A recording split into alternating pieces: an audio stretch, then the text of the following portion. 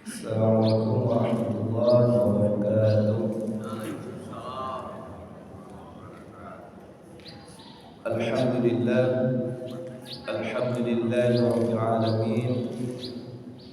Wassalatu wassalamu ala sayyidil mursalin wa ala alihi wa sahbihi ajma'in. Subhanaka la ilma lana illa ma 'allamtana innaka antal alimul hakim. Bapak-bapak, ibu-ibu yang dimuliakan oleh Allah Subhanahu wa taala,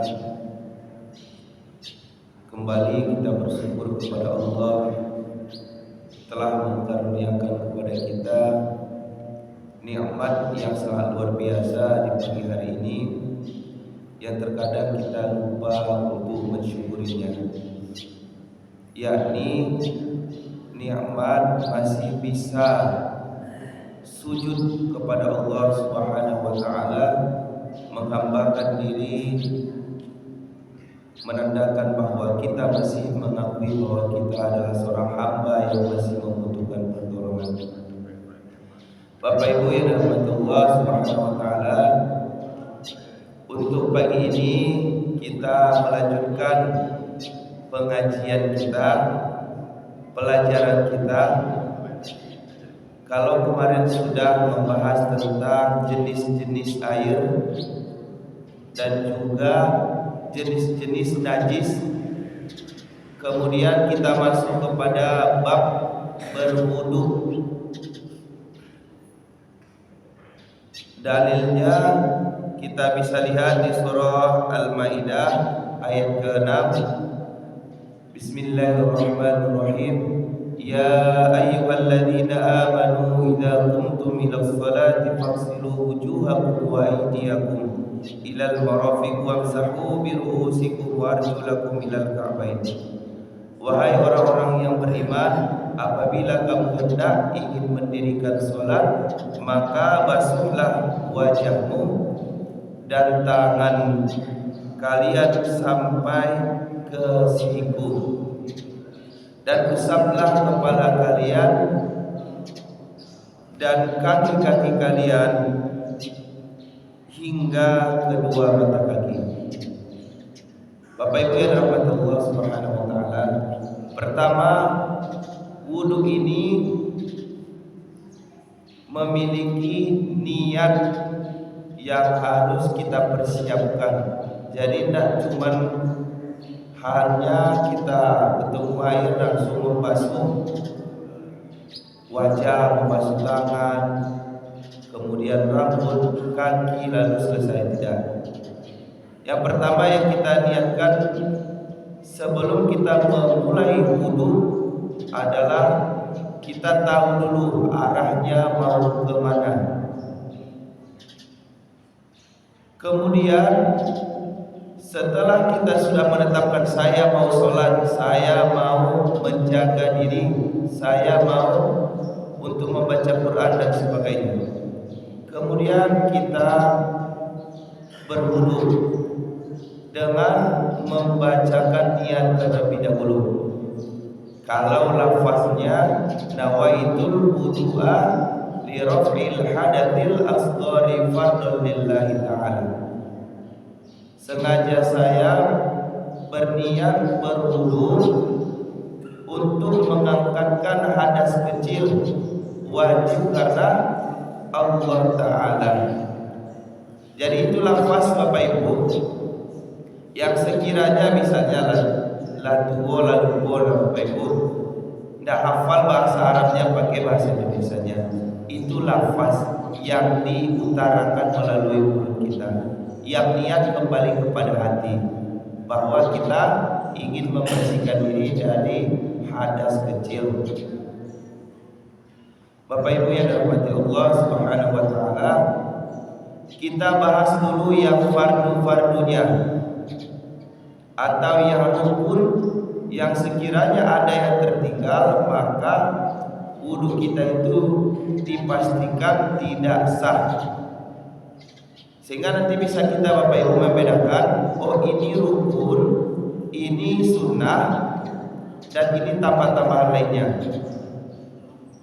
Pertama adalah berniat tadi, membacakan niat. Jadi sudah kita memiliki niat berwudu tersebut. Kemudian yang kedua adalah membasuh wajah. Bapak Ibu yang dirahmati Allah, ini yang seringkali menjadi khilafiyah. Sampai mana sebenarnya batas wajah itu? Apakah wajah itu yang hanya terlihat atau sampai mana batasannya? Sampai telinga, Pak. Ke bagian bawah sampai mana, Pak? Sampai kepada dagu. Kalau kita sepakat itu sampai dagu, berarti dia masih boleh untuk dinampakkan bagi perempuan karena masih bagian wajah. Tapi sebagian memahami yang kaum ibu bahwa ini juga sudah termasuk bagian dari aurat. Jadi ada yang agak mengedepankan sedikit mukenanya, jadi tertutup seperti ini. Tapi Bapak Ibu yang dirahmati Allah Subhanahu wa taala, kita ikhtiar, kita menghilangkan keraguan dengan kehati-hatian kita. Cara kita untuk mengusap wajah itu kita usahakan memang sampai ke dada di bawah. Karena kalau misalnya wajah itu sampai di bawah dagu kita aman. Tapi kalau kita hanya mengusap di bagian permukaan, ternyata ini masuk, maka kurang afdol, bahkan mungkin tertolak wudu kita tadinya. Bapak Ibu yang dirahmati Allah Subhanahu wa taala, dan sebenarnya ini panjang pembahasannya. Hati-hati kita terkena air mustakmal dari wudu kita tadi. Makanya mengusap wajah itu Bapak Ibu sekali jalan. Kita ambil airnya. Mohon maaf Bapak Ibu, ini bukan untuk menggurui, tapi memang kita belajar. Tempelkan ke wajah dan kemudian kelilingkan tanpa terputus atau terlepas dari tempelan tadi. Dah selesai satu kali usap atau satu kali basuhan. Jadi tidak seperti ini Bapak Ibu, kita ambil air seperti anak-anak. Karena apa? Ketika kita sudah pakai tadi ini menempel di pipi kita, kita lepaskan, maka ini menjadi air mustakmal.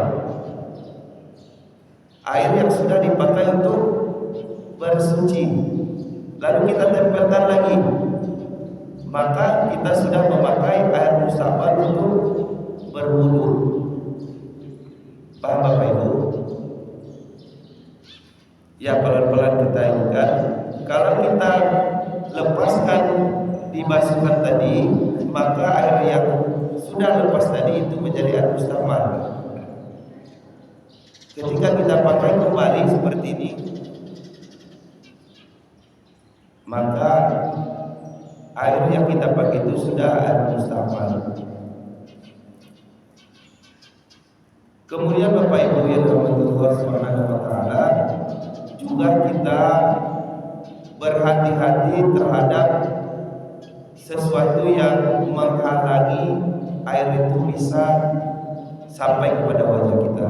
Misalnya masih ada bekas cat dan apa saja yang bisa menghalangi masuknya atau terkenanya air ke wajah atau bagian tubuh kita. Kemudian Bapak Ibu yang dirahmati Allah, membasuh tangan. Jadi membasuh tangan ini Bapak Ibu bisa kita mulai apabila kita memakai keran, kita mulai dengan membasuhnya, memasukkan ke sela-sela ataupun di bagian tubuh kita. Jadi seperti ini, seperti kita menampung air, kemudian kita alirkan airnya sampai ke siku-siku itu paling minimal, tapi boleh lebih Bapak Ibu. Kurang yang tidak boleh, kalau lebih boleh. Dan ini nanti akan bercahaya ketika kita di padang mahsyar. Jadi bagian-bagian tubuh kita yang berwudu selama di dunia yang terkena air wudu, maka itu akan bercahaya ketika nanti di padang mahsyar. Maka langkah bagusnya kita lebihkan, tapi tidak melebih-lebihkan ya Bapak Ibu. Jangan sampai pula maka jangan sampai ke ujung tangan, sampai buka baju bagai. Buka baju yang kaum bapak-bapak misalnya buka baju itu biar bercahaya sadonyo di padang mahsyar nanti sampai ke sini. Wala tusrifu, jangan berlebih-lebihan. Tapi boleh dilebihkan Bapak Ibu. Kemudian Bapak Ibu yang dimuliakan Allah Subhanahu wa taala, kemudian adalah mengusap kepala. Jadi Bapak Ibu mohon maaf, izin saya buka peci. Yang sempurnanya adalah meletakkan, kita sudah mengambil air, meletakkan tangan kita seperti ini, lalu mengusapkan ke belakang, mengusapkan ke belakang. Itu sempurnanya. Tapi kalau misalnya hanya ingin mengambil yang menyelesaikan yang fardunya saja, boleh seperti ini.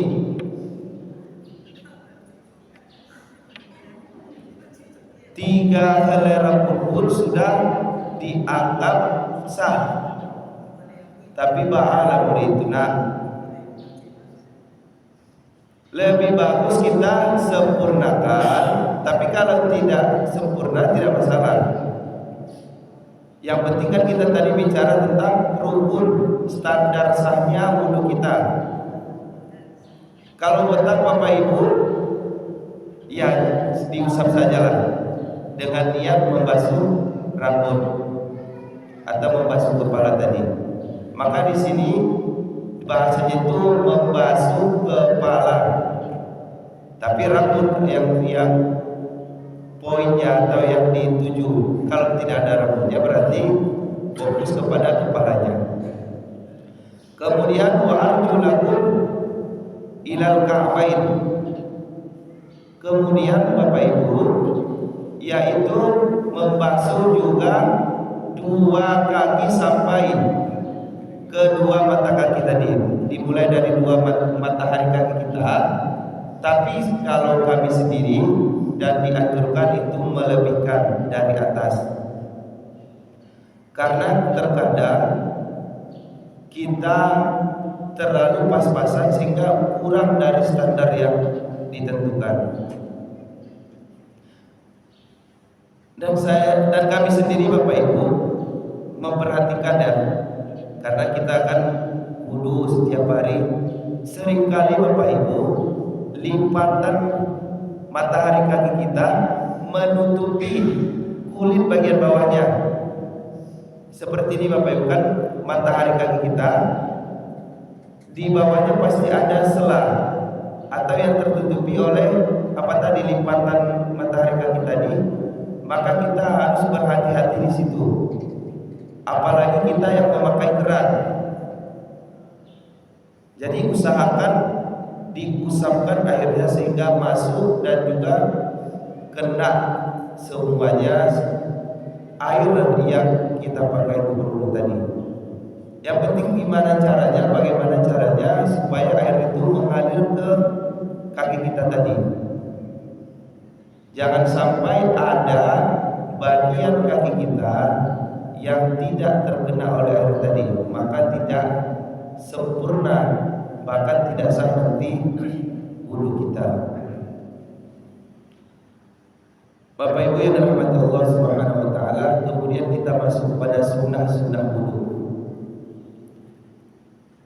Sunnah wudu itu banyak Bapak Ibu, dan yang harus kita pahami adalah Jangan lagi memahami sunnah seperti definisi anak-anak. Dikerjakan berpahala, tidak dikerjakan tidak berdosa. Itu definisi anak-anak.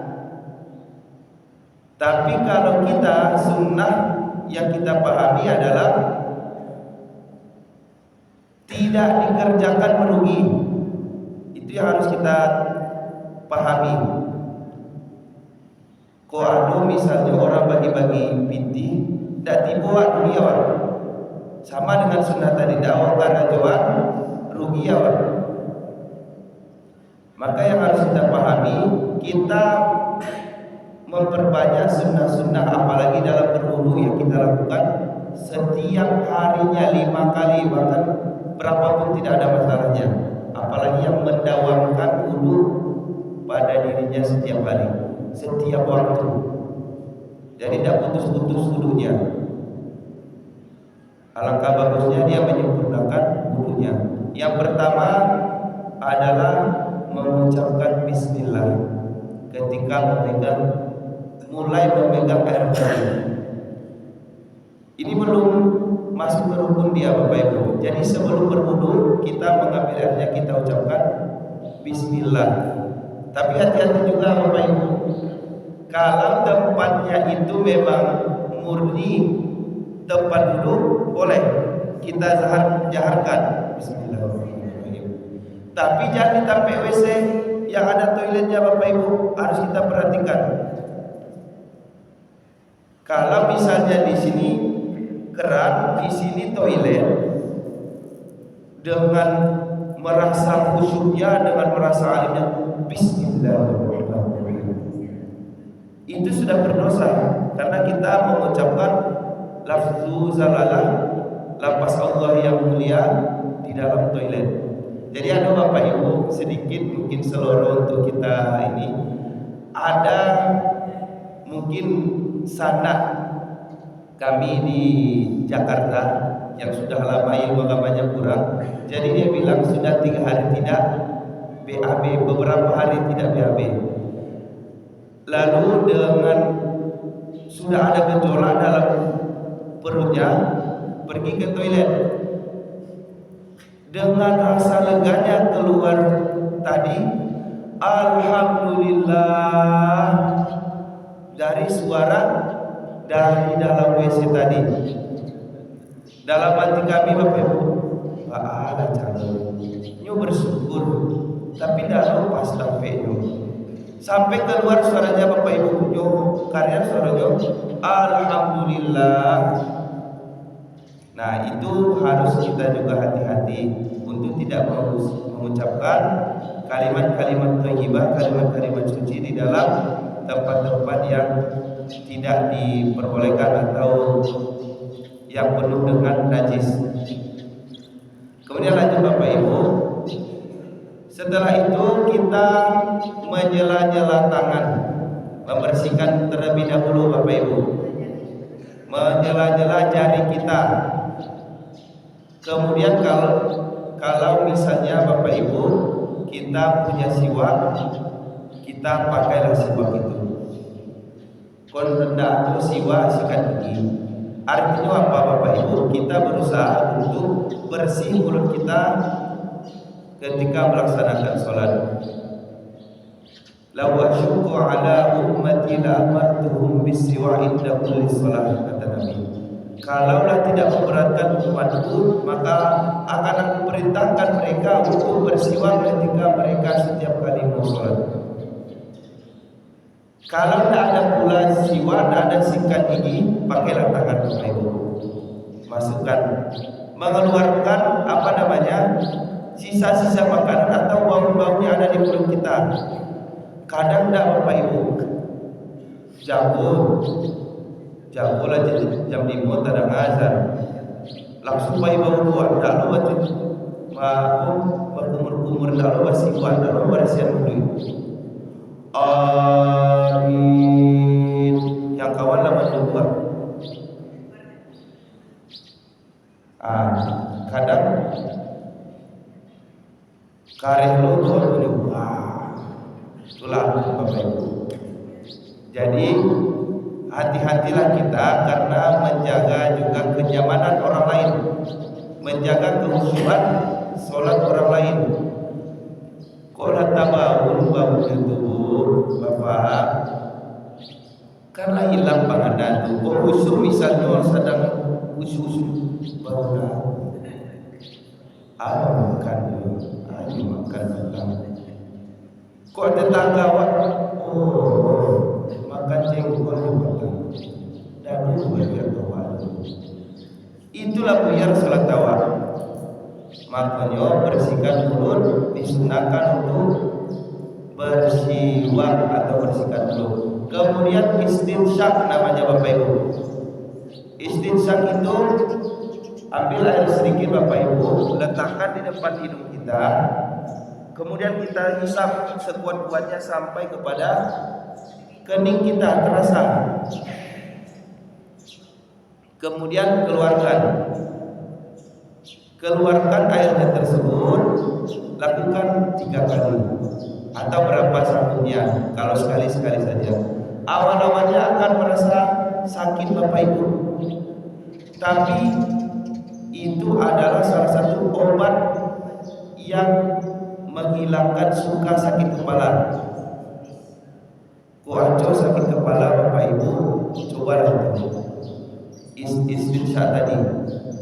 Tapi kalau sakit kepala dia banyak hutang itu tidak bisa, harus dibayar hutangnya baru bisa hilang sakit kepala. Sebenarnya banyak lagi Bapak Ibu sunnah-sunnah tentang wudhu ini, tapi kami lanjutkan saja mungkin kepada hal-hal yang membatalkan wudhu. Mungkin bisa dicari Bapak Ibu yang sunnah-sunnah, tapi itu saja bisa kita amalkan, sudah luar biasa. Selanjutnya Bapak Ibu, hal-hal yang membatalkan wudhu ini juga sering salah dipersepsi masyarakat karena beragama dengan rasul-rasul. Yang membatalkan wudhu pertama adalah menyentuh kemaluan. Menyentuh Bapak Ibu, menyentuh artinya telapak tangan kita menyentuh bagian depan atau belakang bagian tubuh kita. Tapi kalau misalnya gatal bana, bisa dipakai kulitnya Bapak Ibu. Punggung tangan kita seperti ini, itu tidak menyentuh. Tapi kok rasul-rasul itu sambusisan apa? Tapi kita bicara tentang hukum, karena ini adalah kulit.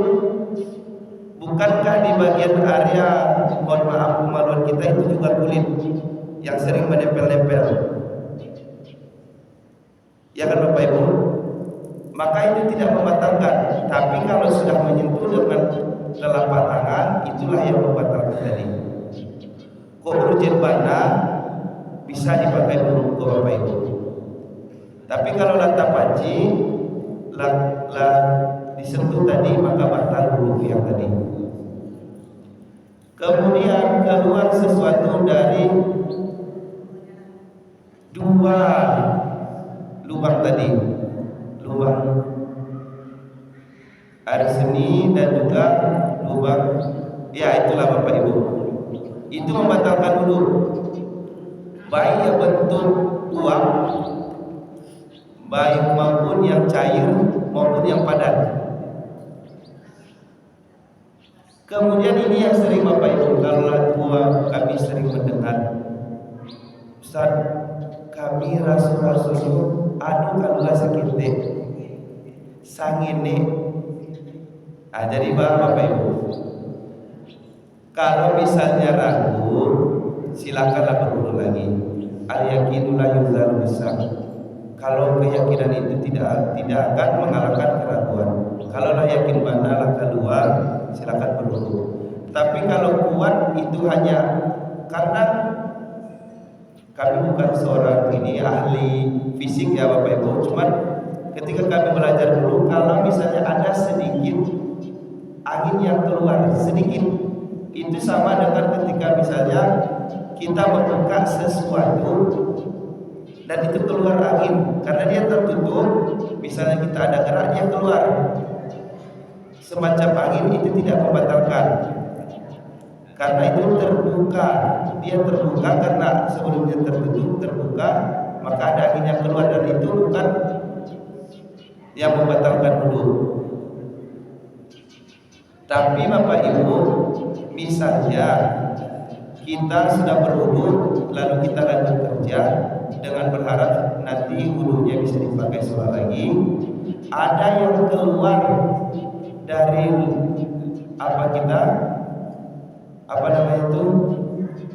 dari kemaluan kita berupa air sedikit, maka itu dipastikan membatalkan. Karena air itu kan ada bentuknya, ada terasa basah, ada percikan. Nah itu batal Bapak Ibu. Kemudian Bapak Ibu yang dirahmati Allah Subhanahu wa taala, menyentuh lawan jenis atau juga mahram kita atau suami istri. Tapi saya Ustaz ada memahami bahwa boleh kok pegangan suami istri, silakan. Karena itu adalah pendapat Hanafiyah. Imam Hanafi, Imam Hambali itu mereka memperbolehkan, tapi ini Imam Syafi'i, mazhab Imam Syafi'i itu tidak diperbolehkan. Kalau sudah berwudu, suami istri itu saling membatalkan. Kemudian Bapak Ibu yang terakhir, yang sering menjadi permasalahan, Ustaz, ini bukan permasalahan lagi tapi terjadi di lapangan. Ustaz, awal Bapak Ibu dulu karena wala makan tadi. Nyo makan, nyo laba wudu Bapak Ibu, nyo makan dan nyo memahami, dia memahami bahwa wudunya tadi sudah batal karena makan atau minum. Ini yang sering keliru, apalagi anak. Ini tidak tahu, entah diajarkan gurunya, entah dia mungkin yang merasa seperti itu, hanya memahami saja. Tapi misalnya dia sudah makan, Ustaz, awal Pak Ibu dulu Ustaz, awal makan tadi Ustaz, awal makan permen tadi Ustaz, dan setelah batal wudunya. Nah itu yang harus kita pahami Bapak Ibu. Mungkin itu saja Bapak Ibu, karena sudah hampir setengah jam. Karena fikih itu sangat panjang, sangat susah. Kalau menanggung tidak sampai kaji itu sesi awal. Masih banyak Bapak Ibu yang harus dijelaskan sebenarnya. Insyaallah di pertemuan selanjutnya adalah hakikat wudu. Ketika kita membasuh wajah, apa yang kita niatkan? Ketika kita membasuh tangan, apa yang kita doakan? Misalnya membasuh wajah, ya Allah, buatlah wajahku bercahaya nanti di padang mahsyar. Ketika membasuh kepala, ya Allah, naungilah kepala saya ini dari panasnya nanti di padang mahsyar, yang di hari tidak ada naungan selain naungan, dan selanjutnya seperti itu. Mungkin itu saja Bapak Ibu. Kalau misalnya ada yang ingin ditanyakan, kita lanjutkan nanti di personal saja, ditemui saja. Kalau misalnya kami tidak tahu, nanti akan kami cari tahu. InsyaAllah kita rujuk kepada kitab-kitab ulama-ulama kita. Mohon maaf bila ada kesalahan.